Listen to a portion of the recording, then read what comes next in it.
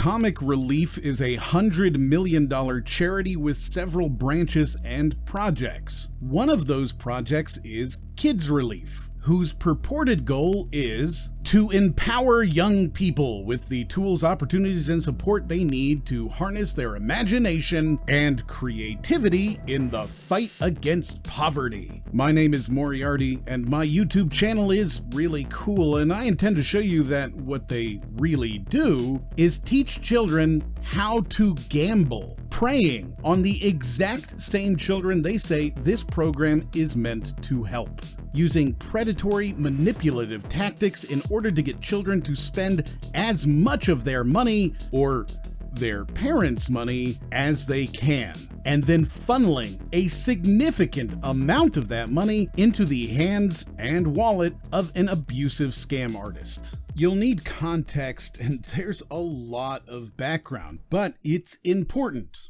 because it will show you that this is not a one-time mistake. Nobody went into this blind unless they blinded themselves. Let's start at the beginning.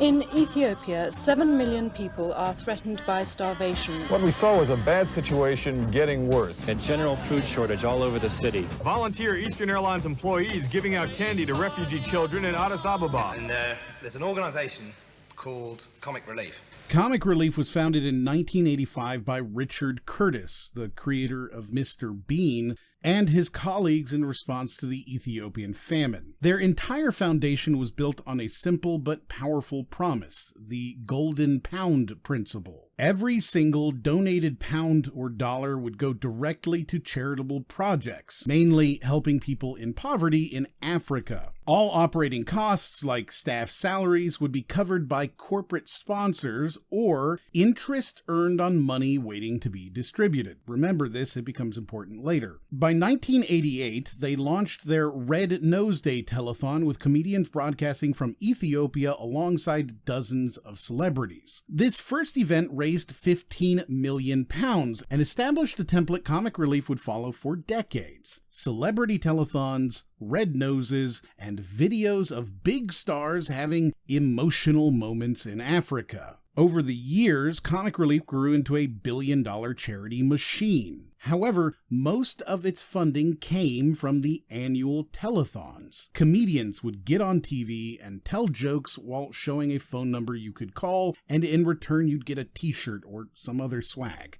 Their formula worked perfectly, until it didn't. As network TV lost ground to streaming services, those 3-hour telethons became harder sells. People don't even watch network TV anymore. They're certainly not going to watch a 3-hour-long infomercial. They started relying on their Red Nose Day program, which generated upwards of $40 million a year in donations, selling $1 red noses in pharmacies like Walgreens. It was very successful. Comic Relief would spend these dollars on things, causes. However, as almost every fundraising entity must do, they spent some of that money on telling people what a great job they're doing as additional fundraising. It's an expected cost of doing business. You have to pay to get your charity in front of people in order to ask them for money in the first place. One of the things Comic Relief started doing was sending celebrities to Africa in order to film them having an emotional moment as they realize other people are poor.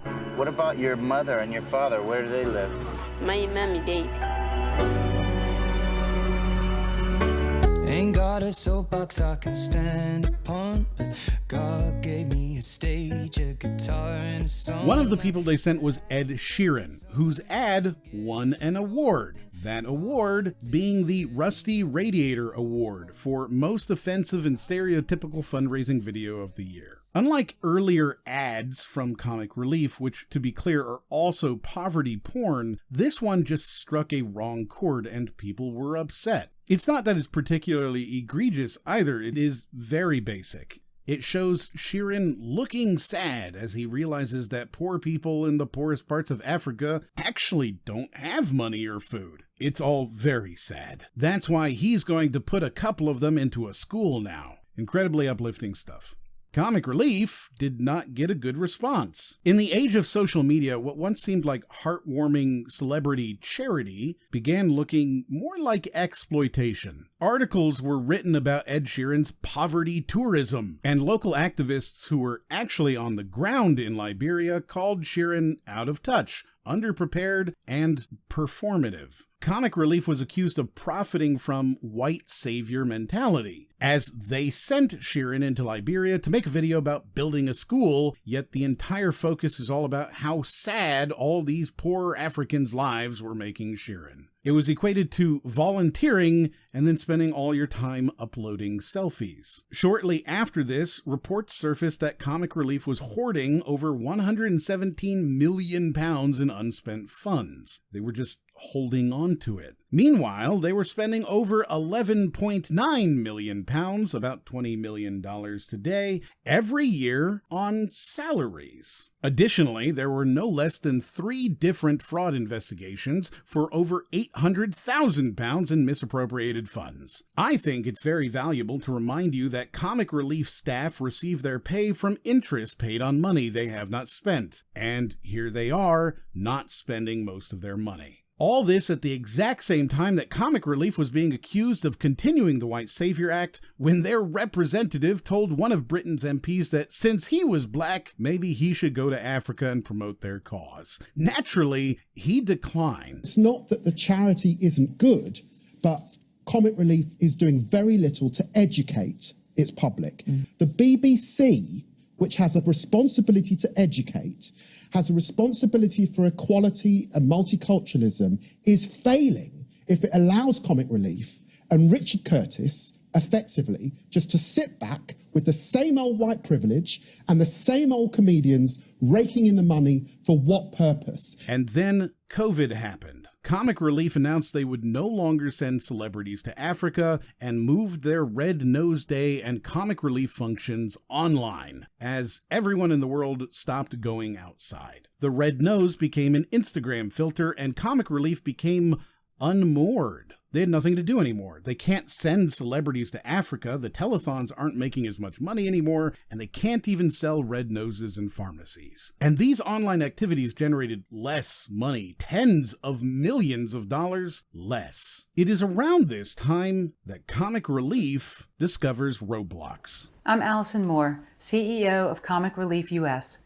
where we are on a mission to break the cycle of intergenerational poverty in the U.S. and around the world. Kids Relief is a campaign of Comic Relief US, the U.S. branch of Comic Relief UK. It was created as the first initiative of Comic Relief's Innovation and Growth Fund. And I'm really excited about this, a Growth and Innovation Fund. The goal, we're hoping to raise $10 million over the next 3 years. Kids Relief specifically states they focus on efforts to alleviate poverty around the world. Then they say they were watching Jane McGonigal's TED Talk on gaming can make a better world and came away from it inspired by the belief that playing games can help children develop essential skills. Their CEO even said that they believe playing games can help children develop charitable habits. It's a little bit like me helping you, you helping me, all of us together. I love the idea of doing that in a game space. Comic Relief US CEO Allison Moore told the Associated Press. It's not meant to be a banner ad or a sign that says, do good. It's meant to be emblematic in the gameplay itself. Now, whether they contacted Jack Black and asked him what game to play, or saw Roblox IPO for nearly $42 billion and wanted to trend chase, at some point, Kids Relief became a Roblox first charity. They also have a handful of IRL activities that an interested child could do, things like donate clothing and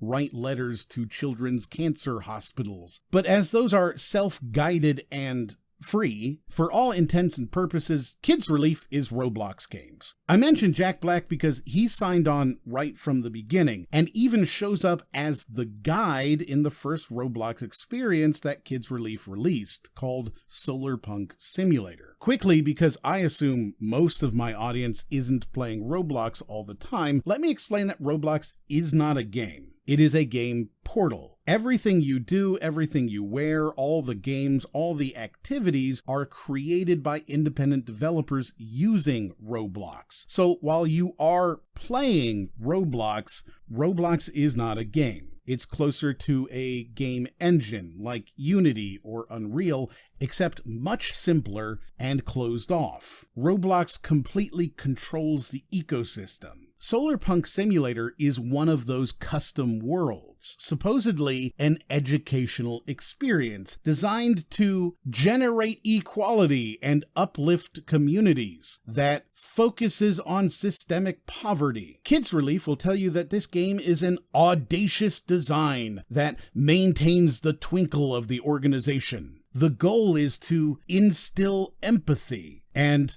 good games are good games, and good games that make me feel good are good things. Solarpunk Simulator is a gacha idle game. There is no educational content whatsoever. There's no inspirational content. There's really not a lot of content overall. You will run around collecting in-game currency, which you can also buy with Robux, and then spend that currency on a gacha that will give you a pet that generates currency. You can spend Robux to increase your currency generation speed or pickup radius, basically things that allow you to idle more efficiently. And of course, you can spend Robux to buy skins. This is how it was promoted to industry. I'm Allison Moore, CEO of Comic Relief US, where we are on a mission to break the cycle of intergenerational poverty in the US and around the world. To us, taking action together means creating powerful shared experiences that spark a movement and turn our dream of a safe, healthy, educated, and empowered future for all into a reality. We must break down the structural barriers that trap families in a cycle of intergenerational poverty and address its root causes.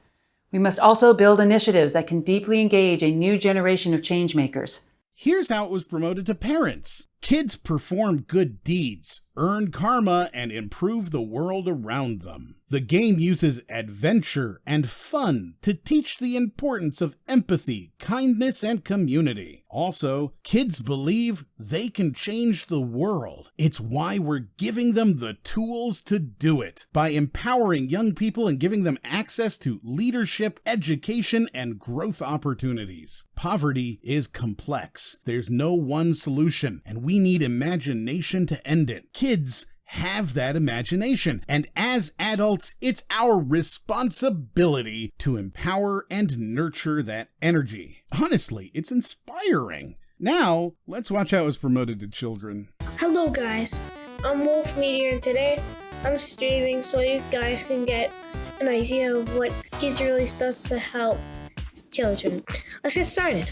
Oh yeah, I don't have a pen. Gotta go over here.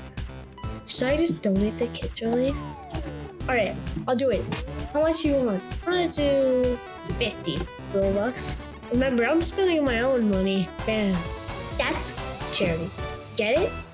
I don't give a about you, you swore you would never talk about me before you. When the eggs hatch, it'll tell you if you got a legendary, a common, an uncommon. Oh my gosh, look all the points I get. We are becoming a pro. And that's what's so amazing about a game like this, is that you have learning built into it. Okay, so I got Umpresa. We got an uncommon. That's pretty good. Let's see which one we're gonna get next. Okay, we got a rare. I really want this pink one though. Looks really cute. And I bet it's gonna be really powerful. These little things are called crew variants. It kind of reminds me of like the Meep City little pets. It's actually kind of cute. Oh, this one's Grabba. I like that one. I want a really rare one, please. It is unacceptably predatory to promote products to children like this. We accept that about cigarettes and alcohol, but somehow we're fine with it when it comes to gambling real life money on video game pets. This is intentional, by the way, and I'll show you more about that later when we talk about the company that made these games, Wonderworks Studios. But for now, let's just stay focused on Kids Relief. Allison Moore, CEO of Comic Relief, said in one interview that she got this idea from Nickelodeon. Specifically, include parents in the conversation, but speak to their children. It becomes so much more insidious when it's put into this context, however. With Solarpunk Simulator, you have the barest bones of a game that is essentially about convincing kids to spend as much time as possible playing the game. This is for what are called engagement payouts, which is that Roblox will pay you a percentage of their Roblox premium fees for every premium player playing in your world. We'll talk about that more too in just a bit. What you end up with is a game that is barely a game, using well-known mobile game tactics that are intended to be addictive and expensive, advertised to children with predatory influencer methods using predatory psychological tricks. If this were done by an indie game developer, I would say it was a callous attempt to cash out. That it's done by a charity who purports to be doing it in order to raise money specifically to help children in poverty is shameful. That this charity then tells those children's parents and the industry that they're doing it because it teaches children how to have good karma and uplifts communities is deceitful. What this game and its advertising does is teach children how to spend money in Roblox. I would say we turn consumers into donors. That is it. It teaches children that they can donate their money to a charity and that they can buy digital clothing. This charity operates, in this case, no differently than the worst, most predatory game developers, making money off FOMO and microtransactions, and not reasonable microtransactions either, but simply the kind of microtransactions that lower the barrier to completing the game as fast as possible. Microtransactions like increased pickup radius and increased currency generation, not to say anything about buying digital currency to allow you to get more pets faster, and all while dangling a free limited edition skin you can get at the end of the game. If this were a mobile gacha game, we'd call it flagrant. It seems that when the CEO called it audacious design, she was absolutely telling the truth. But what about the celebrities? Well, Comic Relief isn't about to not use celebrities. They love putting celebrities where they don't belong. You already had Jack Black and the, I'm gonna guess, about 90 seconds of voice lines he contributed. Along with that, there was an influencer competition involving YouTubers Creekcraft, iBella, and Digito Plays This, where players in the game could donate either their in-game currency or real money in order to vote for which one of these three influencers they wanted to win. The winning team would get an in-game cosmetic item. That's right, kids, go pay money in Roblox so your favorite Roblox YouTuber can win a popularity contest. And if you're on the winning team, you get a rare cosmetic. So it's really in your best interests to spend as much as you possibly can. That's called charity. That's charity. Get it? Additionally, Boy with Uke was contracted to do an in-game concert, similar to the highly publicized Fortnite concerts we've seen with Marshmello, Travis Scott, Ariana Grande, Eminem, and Metallica. However, in comparison to the fact that Fortnite is by its nature aimed at teenagers and young adults, Roblox is very much aimed at young children. Over half, 52% of Roblox users are under the age of 13.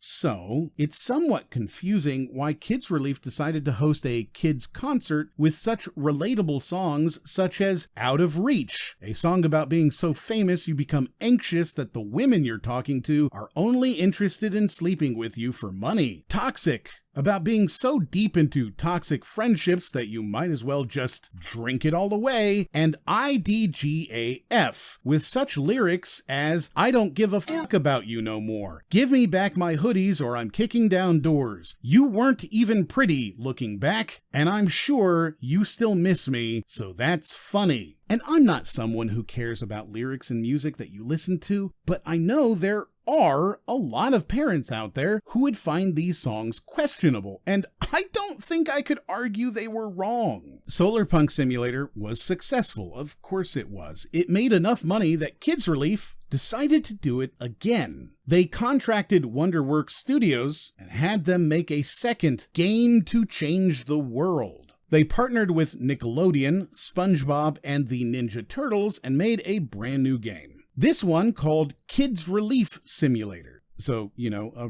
really creative name there. They must have used up all the creativity though, because Kids Relief Simulator is the same game. with more celebrity cameos and twice as long to complete it. This time, there's no Jack Black. But we do have Maitreyi Ramakrishnan from Never Have I Ever, and then also David Tennant and Tony Hale, who I would bet just about any amount of money, 0% of the kids playing this have any idea who they are. At least Jack Black and various Roblox YouTubers kind of make sense, but these celebrities aren't even celebrities to kids. Further, they don't really have anything to say or interact much. Instead, you, the player, click on them once, and they give you a very short quest. Think, jump on all the mushrooms, and then 6 mushrooms pop up around the player. Or get all the lanterns, and then a couple lanterns show up. Incredibly low-level stuff, with about 10 seconds of voice from these celebrities. I can think of a couple reasons why you might hire an actor that children won't know in order to voice 60 seconds of voice lines for your game. First, you can use celebrities to justify large expenses. Well, we need to spend that kind of money. David Tennant is involved. Second, the decision makers at the charity may be using donor funds to make connections with celebrities. They just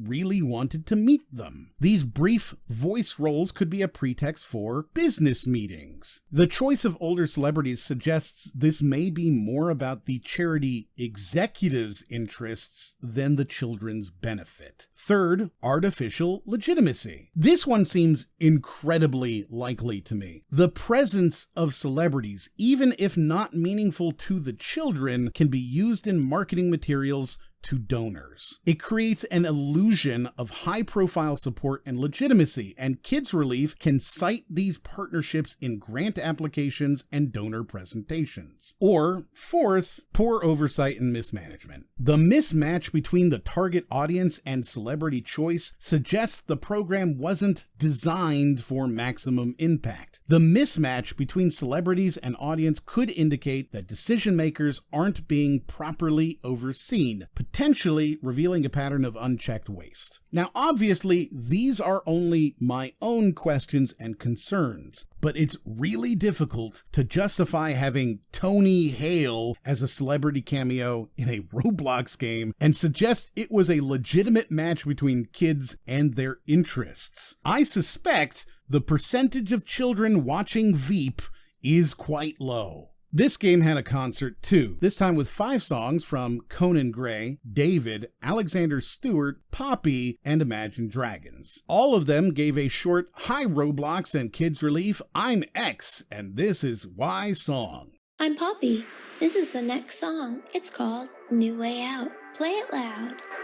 Except Imagine Dragons, who did not do anything. And boy, this is just the laziest thing I've ever seen. Generic models are used, it's an endless runner with basically nothing to do with the song or artist at hand. It's not even synced to the music, it's really just wildly lazy. And this time, Kids Relief even partnered up with some corporate sponsors. That's how they get a paycheck after all. So they teamed up with some really great kids and poverty related sponsors, such as Elf Cosmetics and the Overtime.tv Sports Network, in order to provide wonderful prizes, such as virtual play-alongs on Roblox with Leah Ash or Megan Plays. They just went all out.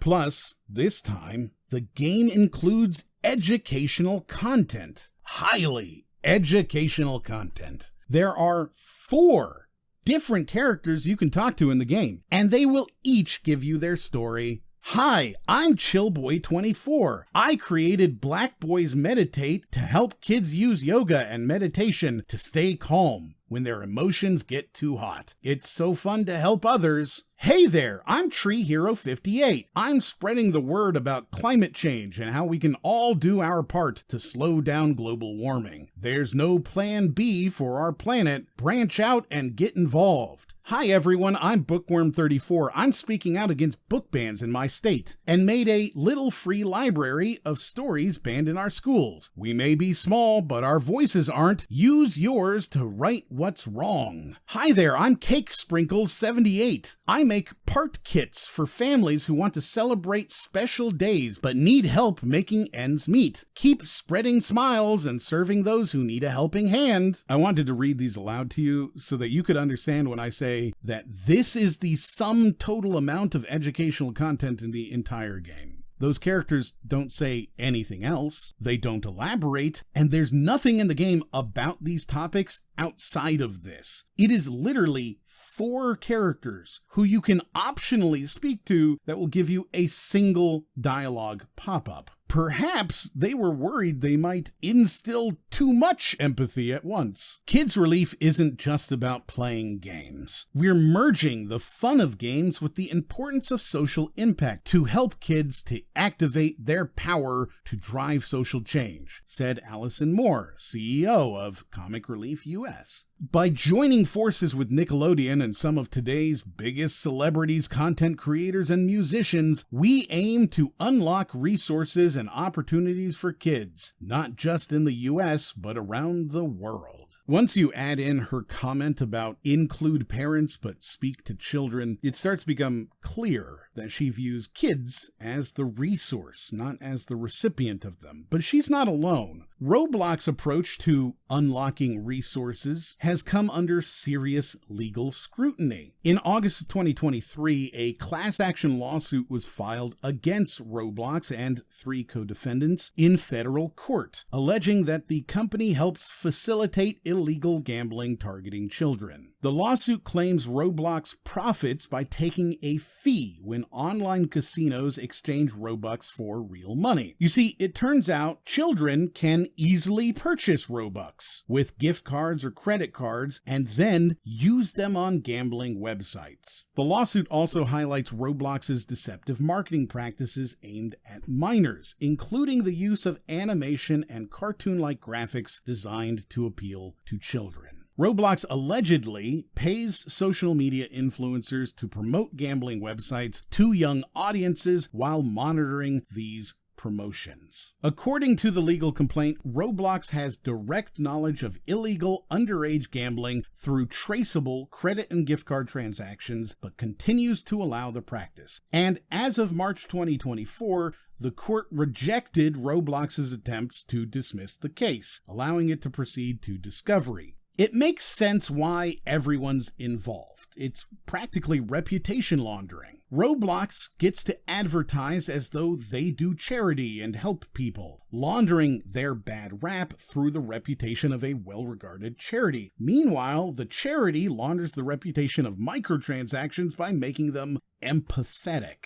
It sweeps all the issues under the rug with mutual toxic positivity, while actively adding to the issue at hand. And so we have Kids Relief doing all of this to justify asking children to donate their parents' money by buying Robux, making millions of dollars exploiting children in a predatory system in order to spend money helping extract exploited children from predatory systems. They teach kids to spend money in Roblox in their own game, where you gamble your money on a gacha system to try and get pets, introducing those children to an ecosystem people believe is filled with gambling by gambling.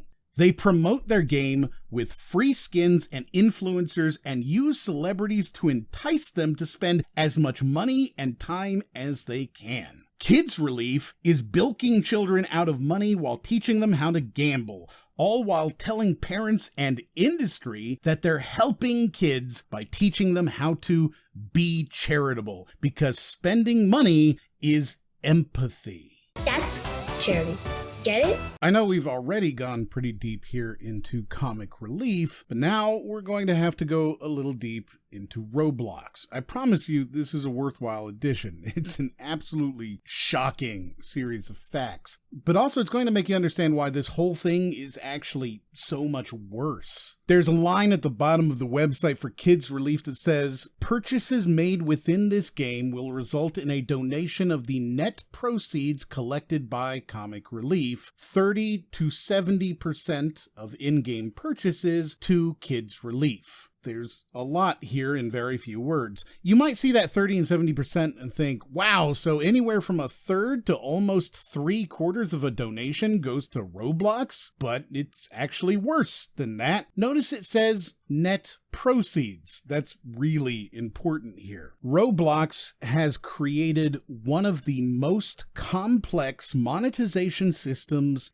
in gaming. When you spend real money on Roblox, you're buying their virtual currency called Robux. For example, you might spend $99.99 to get 10,000 Robux, making each Robux worth roughly 1 penny. This is your entry point into their economy, but it's just the beginning. When someone buys an item on Roblox, everyone gets paid in Robux, and the Robux get split 3 ways. Between the creator who made the item, the seller or affiliate who listed it for sale, and the platform, Roblox itself. However, this isn't a straightforward revenue split, it's a profit split. And this distinction is crucial. Before any money gets divided between these 3 parties, Roblox takes 78.31% off the top for what they call operating expenses. This means that of any purchase, only 21.69% is considered actual profit to be shared. After Roblox takes their 78%, the remainder gets split 3 ways. 30% goes to Roblox again as a platform fee. 40% goes to the seller or affiliate, and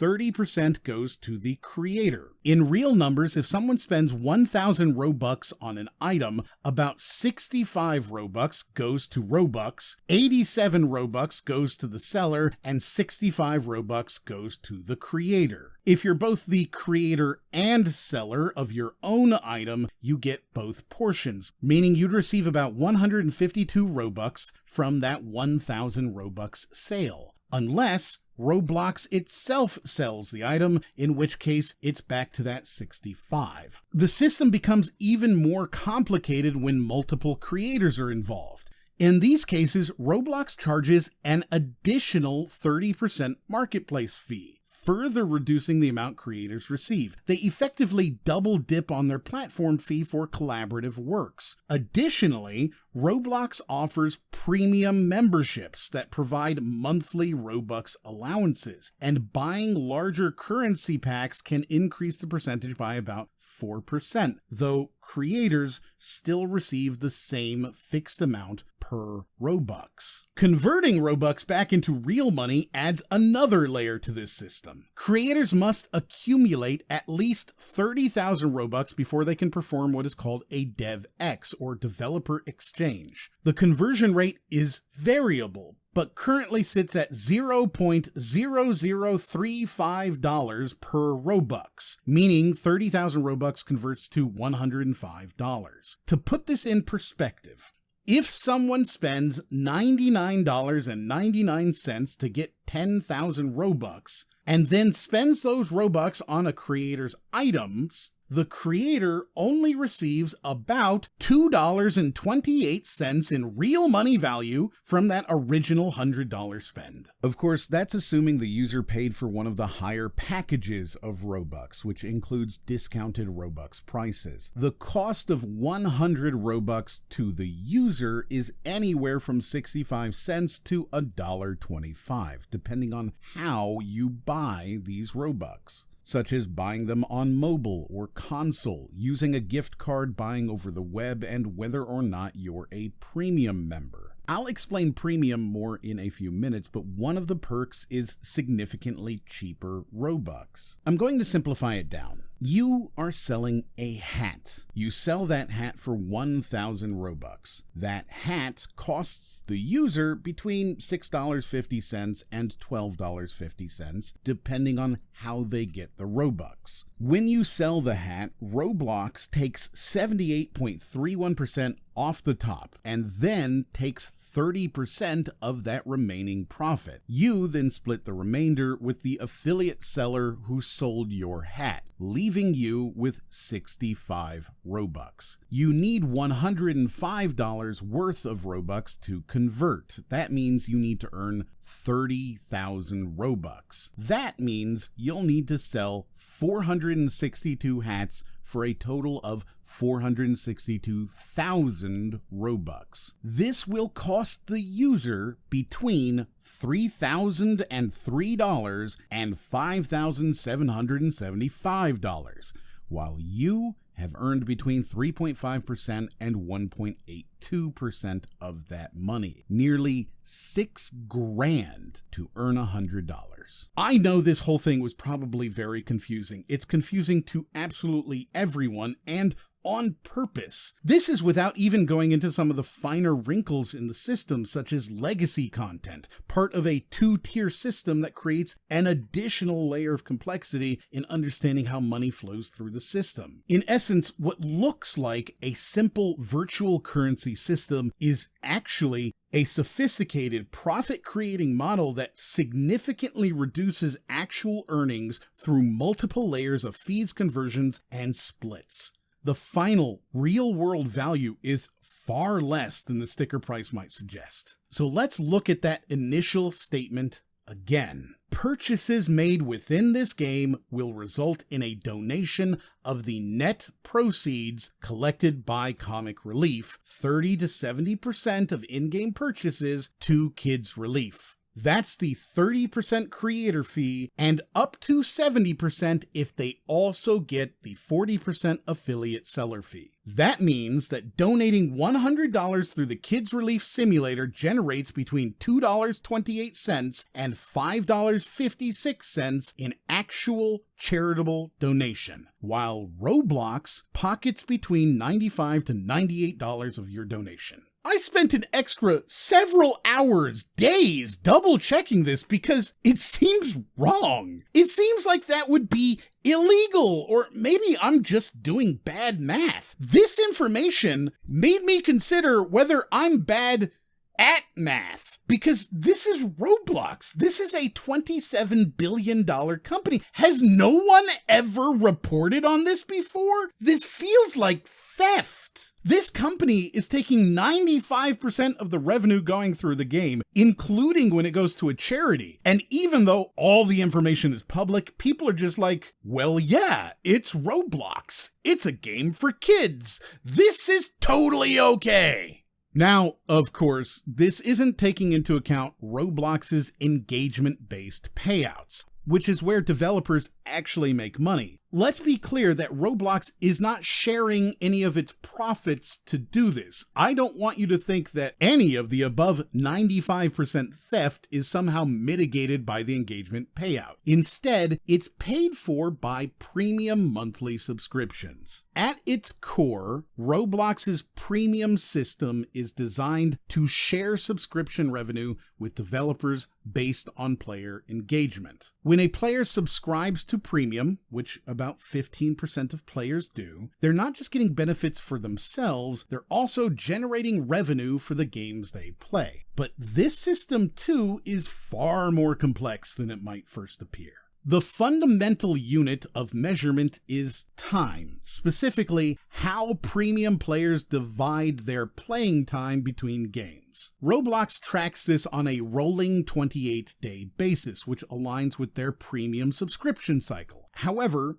there are specific rules about how this time is counted. First, a player needs to spend at least 5 minutes in the game for that session to count at all. This prevents very short sessions or accidental clicks from affecting payouts. There's also a cap. If a player spends more than 6 hours in a single game in one day, that game can only earn up to 25% of that player's maximum daily payout allocation. The payout calculation works on a proportional basis. If a premium player spends 70% of their gaming time in Game A and 30% in Game B, the subscription revenue is split accordingly, 70% to Game A's developer and 30% to Game B's. According to community data, this typically works out to about 8.33 Robux per minute of premium player engagement, with 1,000 concurrent premium players generating approximately 250,000 Robux per day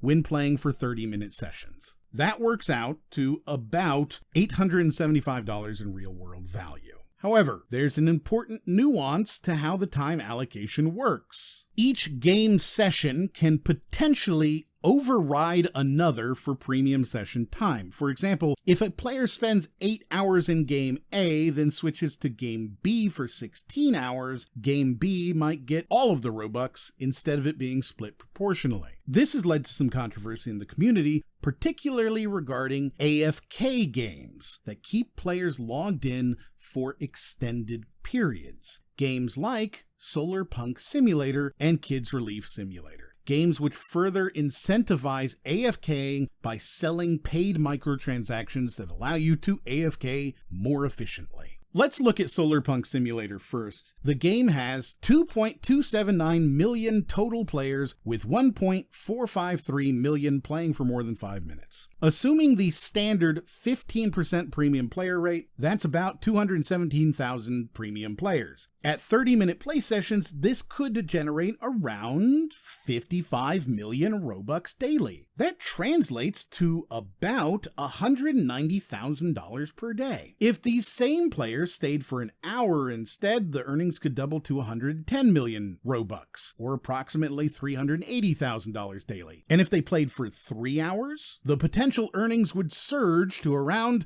325 million Robux per day, which is over $1.1 million a day. The potential is staggering. Or Kids Relief Simulator. This game has 511,000 total players, and if we applied the same retention rate as Solar Punk, we get about 325,000 engaged players. With the 15% premium rate, that's approximately 50,000 premium players. At 30-minute play sessions, the game could generate about 12 million Robux, $42,000 daily, and if these players stayed for 3 hours, the earnings could reach up to 73 million Robux daily, worth around $250,000. I'm so sorry if all of these numbers have been numbing you, because there's so much. But as I mentioned, Roblox's monetization is really complicated. Of course, these numbers represent theoretical numbers in a perfect world where every premium player plays every day, that they play as long as possible, and that they don't get bored. If you were to make an incredibly high-quality game that people play for a long time and play often, you could make a boatload of cash. These games aren't that. They're low-level cash grabs intended to exist for about a month, with heavy influencer advertising and lots of predatory design to keep people playing, but not interested, and increase the playtime and thus the engagement payout, but also with low developer costs and no intention to improve or update the game, meaning the player base will very quickly fade away. It's a pump and dump scheme, but as a video game. Just get the numbers as high as possible, stay there for a month, drain these kids dry of every dollar you possibly can, keep them playing your game as long as you possibly can, and claim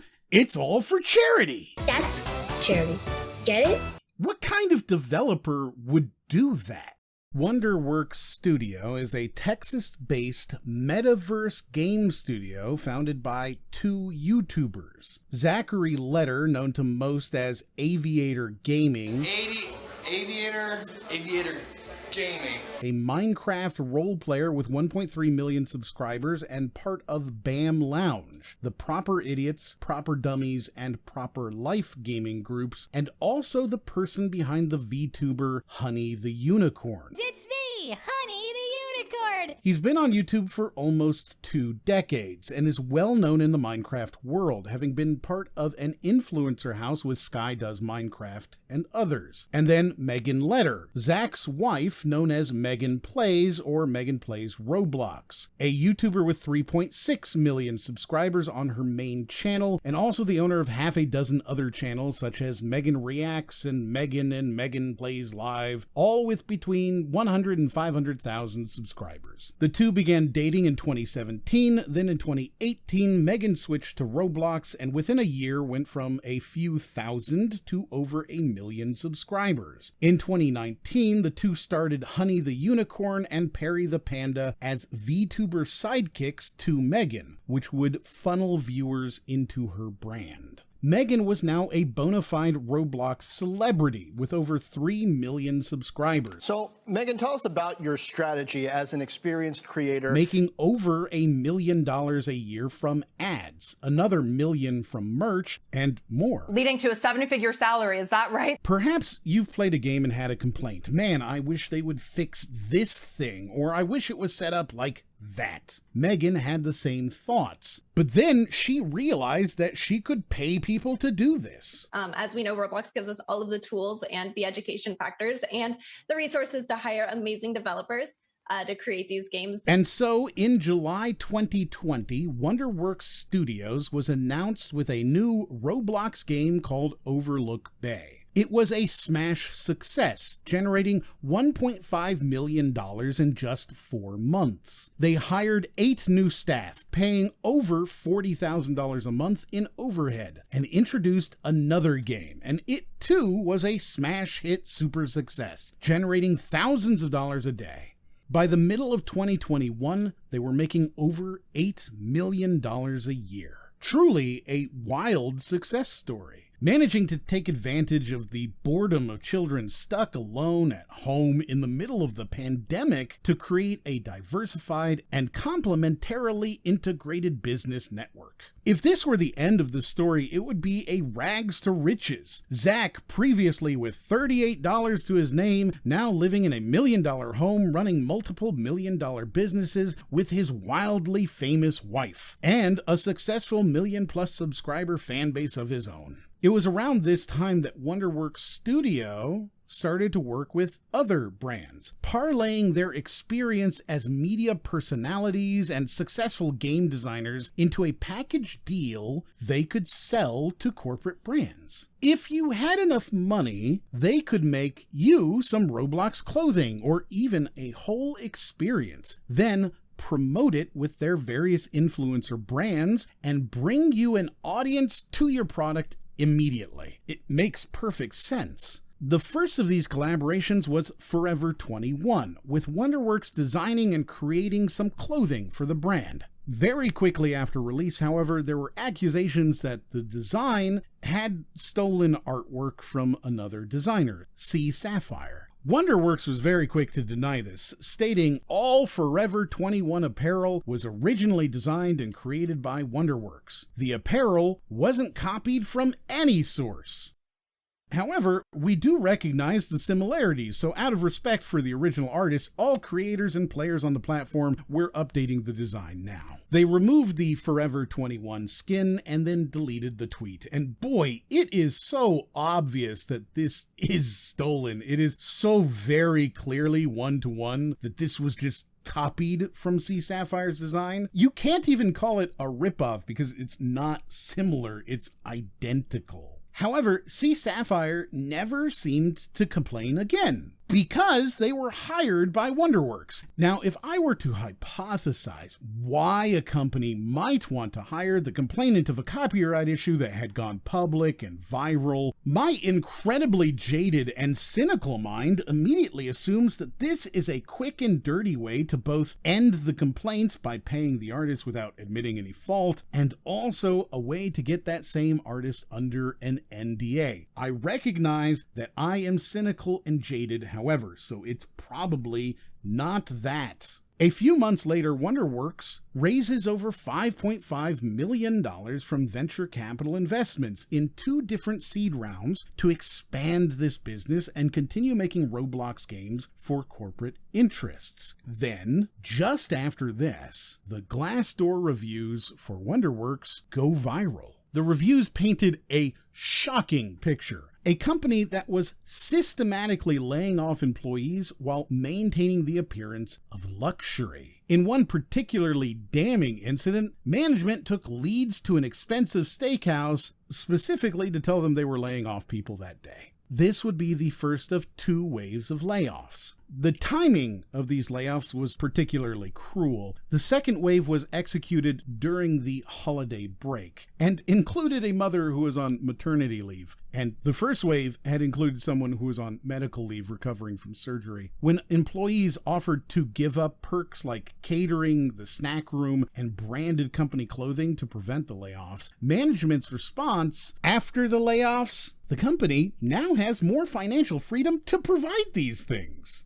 The reviews revealed other concerning practices. The studio was regularly hiring high school contractors, even when they had in-house developers sitting idle waiting for tasks. Management would then cite issues with contractor work quality as a reason to deny remote work to their actual employees. There were reports of forced discipline changes. Employees would be told to either take up entirely new roles or be let go as their current roles were deemed unneeded. Perhaps most surprisingly, the reviews exposed that the CEO and upper management allegedly had little to no game development experience, to the point where they asked developers to teach them about games. This created a situation where inexperienced management was micromanaging experienced developers. Female and non-binary presenting leads or department members would frequently find themselves completely cut out of feedback loops on their own projects. Feedback that would instead be routed through male team members, even when those men weren't even in the relevant departments. Some project managers reported never seeing feedback on projects they were supposedly leading. The practice of NDAs and employment agreements to silence critics, first glimpsed in the Sea Sapphire incident, appeared to be standard operating procedure. What had seemed like cynical speculation on my behalf that hiring Sea Sapphire was merely a quick way to both end the copyright complaint and secure an NDA now looked like part of a larger pattern. The reviews suggested that WonderWorks routinely used severance packages and NDAs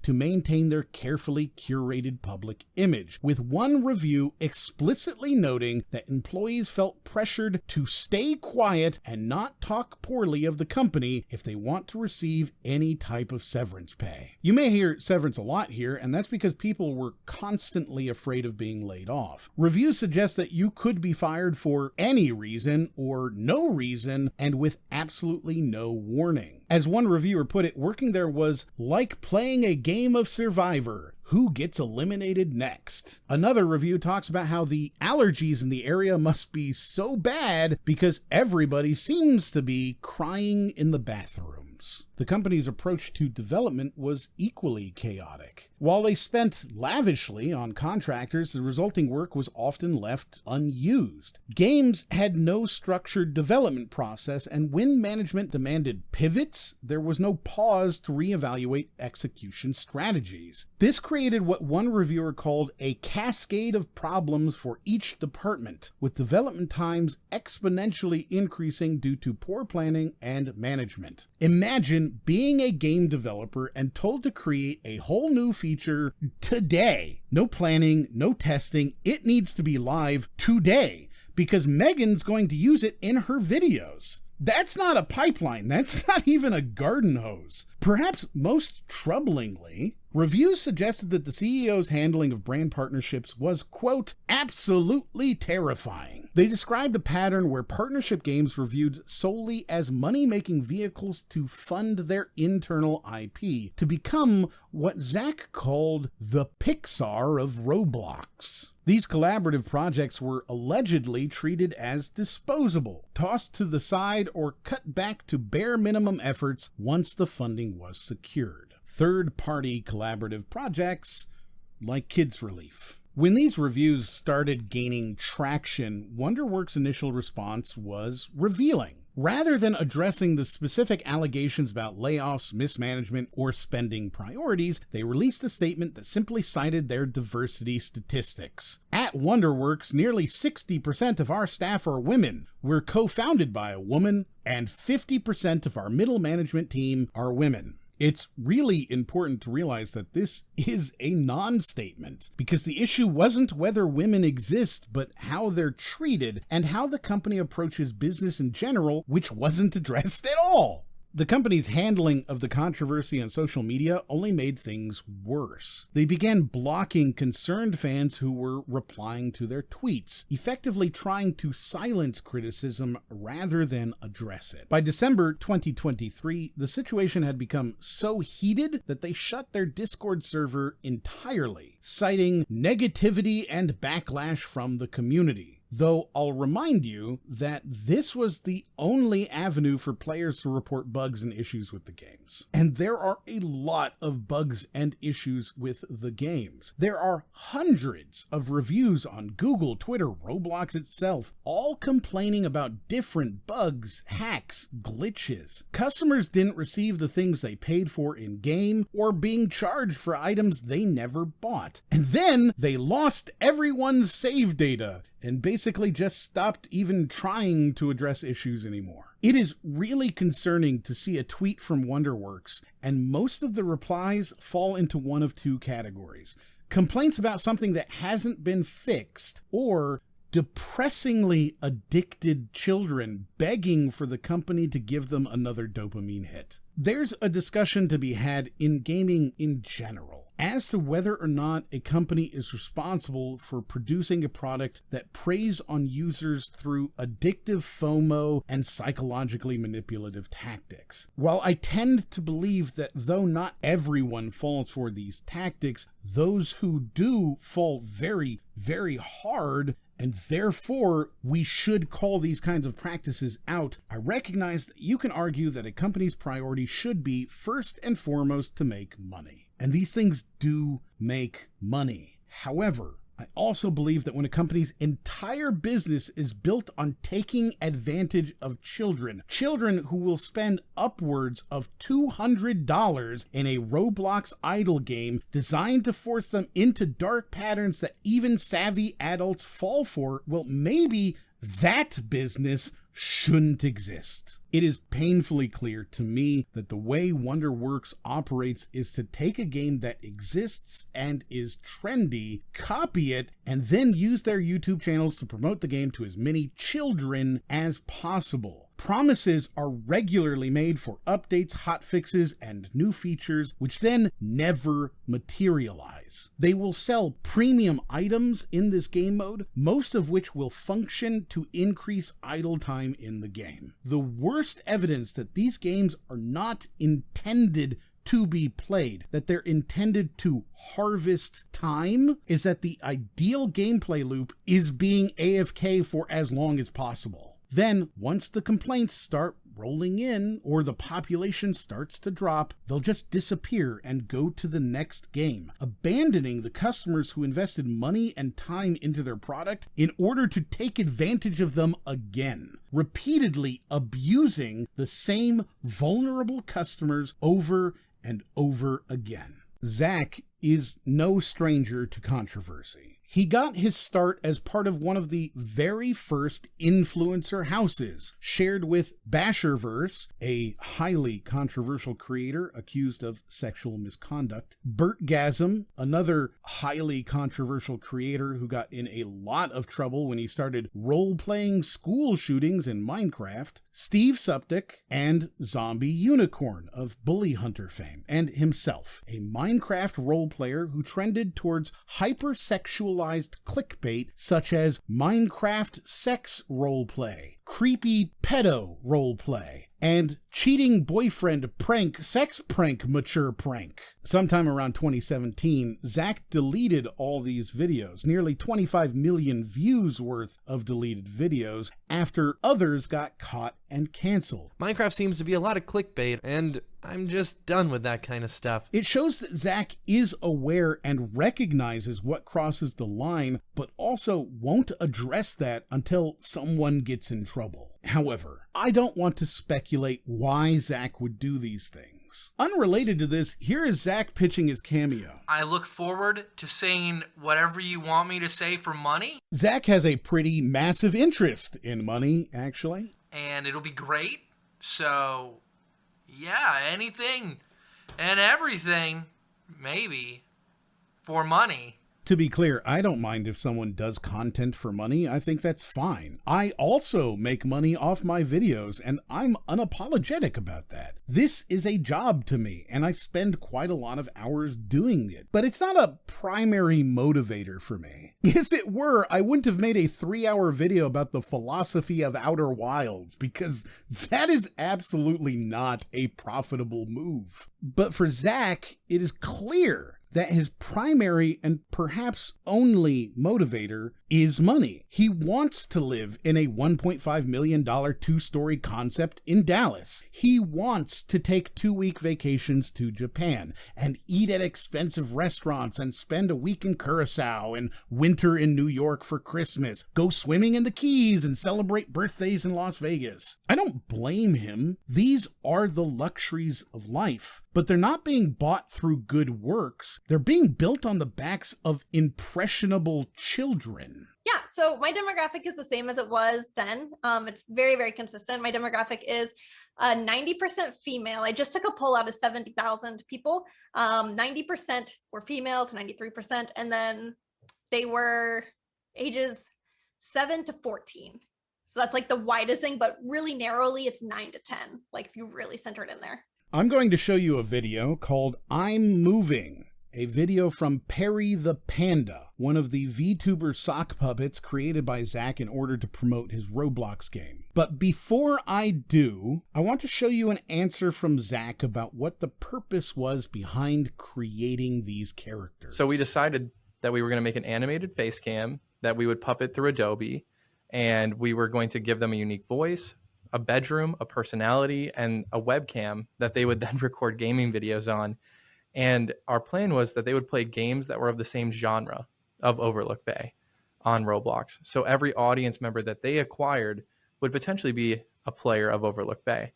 The reason these VTubers were created was exclusively to build an audience with similar interest to the Overlook Bay product that they were working on, and then eventually leverage that audience into players of the Overlook game. With Honey the Unicorn, they did this by pretending that Honey was a member of the development team, and so he was just excitedly showing off his own game that he was building. Spoiler, I was Honey the Unicorn. However, with Perry the Panda, they went in a slightly different direction. Hey Perry pals, it's me, Perry the Panda. So today's video is going to be a little different, as you can see by the name of this video, because I'm moving. I'm moving far, far away. I'm just kidding. I'm not moving. I'm going to go play on Overlook Bay today, and I'm super duper excited to be playing on this wonderful game for the very first time. So if you're super excited too, I need you to go ahead and smash that like button very hard and subscribe with all notifications on, because I need to know who the Perry Pals are, and that's how you guys let me know. You need to always hit that like button. So, a reminder that this is the owner and creator of Overlook Bay promoting his product to children while pretending to be completely disassociated with the product. I am not an expert on this, but I do believe this is what we would call undisclosed advertising. I believe that this not only falls afoul of the FTC's endorsement guides, but also its Consumer Review Fairness Act and the expectation for truth in marketing. By the time this video is live, I'll have forwarded this to the FTC. They can decide. Zach additionally sees no harm in creating games that are not intended to be played. Here's a tweet from November of 2023. I may be a bit biased here, but the purpose is to capture time users aren't engaged with the platform. For example, say a user is sleeping or at work/school. They can enable AFK mode and earn rewards even when they don't have time to play. Zach is responding here to a semi-viral tweet from Albert Stuff editor Blocks, who posted that the new up-and-coming trend for Roblox game developers is encouraging people to not actually play your game and sit there AFK farming premium payouts for them instead. This was itself in response to this functionality showing up in the new Mark Rober Roblox game called Build a Rocket vs. Mark Rober, which was built by Wonderworks Studio. It should be no surprise that he strongly believes you should support the monetization systems in the game he built. Zach has since parlayed this into a new venture, seemingly separating from the WonderWorks name. I can't imagine why. And now doing a new group called HyperCats, which is creating lots of additional Roblox games. Such wildly educational content as Don't Poop Yourself at School and Escape School Bully, Escape Evil Lunch Lady, Escape Evil Stepmom, and so many more. As you might imagine, these are very low-effort copies of the same concept over and over and over again. But each new game allows for new monetization of the same users over and over and over again. Why create a single good game when you can make 15 predatory games and then keep funneling those addicted children from game to game to game using your network of influencers and suck every last dollar of value out of their parents' wallets a few dollars at a time? Kids Relief, a charity to help children in poverty. It's going to improve lives. Parents, you should definitely let your kids play these games because they'll learn how to be empathetic. They'll learn how to care for others, how to make the world a better place. Industry, you should definitely sponsor Kids Relief. It's important that you do this because the staff only gets paid based on sponsorship dollars, so it's really important that you support them. And by the way, Jack Black is part of this. That's really exciting, isn't it? And like YouTubers too, kids are big fans of YouTube nowadays, so having some YouTubers involved is basically like having modern day royalty there. Partners like the Bill and Melinda Gates Foundation have joined us in our vision to create new campaigns for the next generation of donors. We're investing in innovative models for social impact and partnering with organizations like yours to make it happen. Together, I know we can drive long-term change for children and families in communities across the world. So join us in taking action together for a just world free from poverty. Let's get started.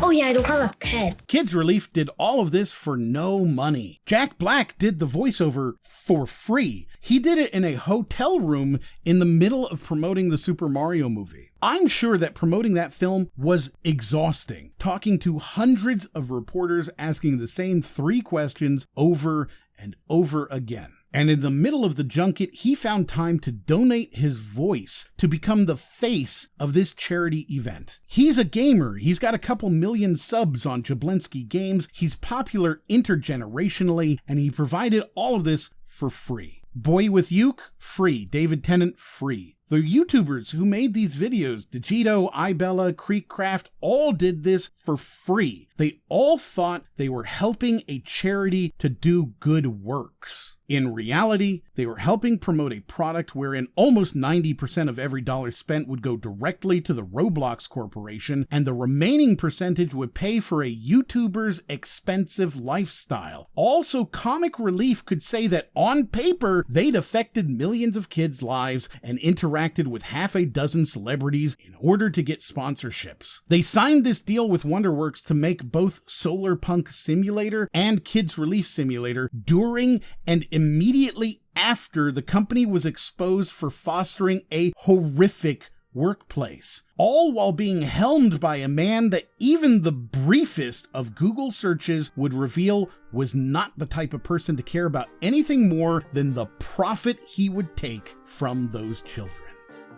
Thank you for watching, and thank you to my patrons who allow me the time to explore subjects like this. I'll see you on the next one.